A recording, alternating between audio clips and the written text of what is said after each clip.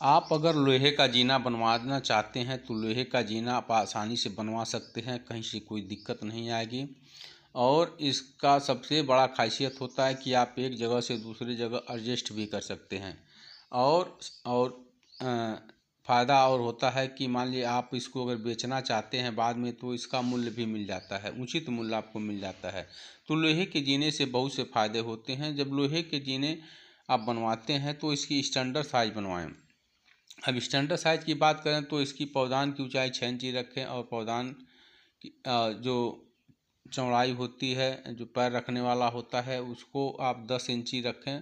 अगर आपके पास पर्याप्त जगह है तो आप 11 इंची रख सकते हैं। तो अगर इस साइज़ की आप जीना बनाते हैं तो आप आसानी से चढ़ सकते हैं, उतर सकते हैं बिना पकड़े हुए।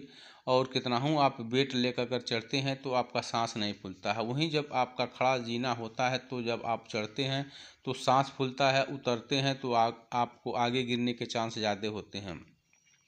तो खड़ा जीना से बहुत नुकसान होता है। आप 2 से 4 बार अगर आप चढ़ते हैं तो आप थक जाते हैं, आपको थकान बहुत महसूस होता है, और आप उस जीने पे फिर दोबारा चढ़ना नहीं चाहते हैं, और जीने को बार बार कोसते हैं।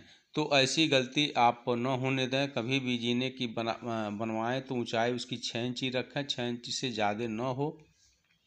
और उसकी पौधान की जो चौड़ाई की बात करें तो 11 इंची रखें, नहीं 11 इंची जगह है तो आप 10 इंची से कम न रखें।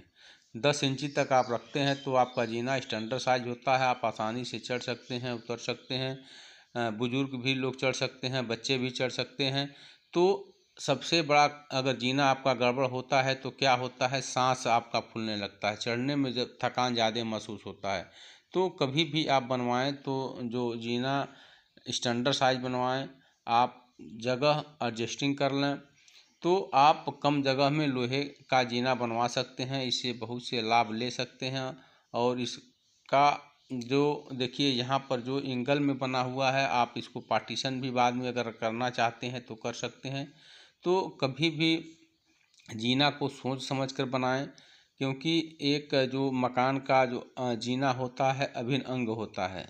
अभिन्न अंग का मतलब आप जब दूसरा फ्लोर बनाते हैं तो उसके ऊपर आने जाने में हम आपको बार बार आना जाना पड़ता है। तो ऐसा जीना बनाएं ताकि आपका जो थकान महसूस न हो, आप आसानी से चढ़ लें, उतर लें, आपका जो सांस न फूले, ज़्यादा ताकत न लगे।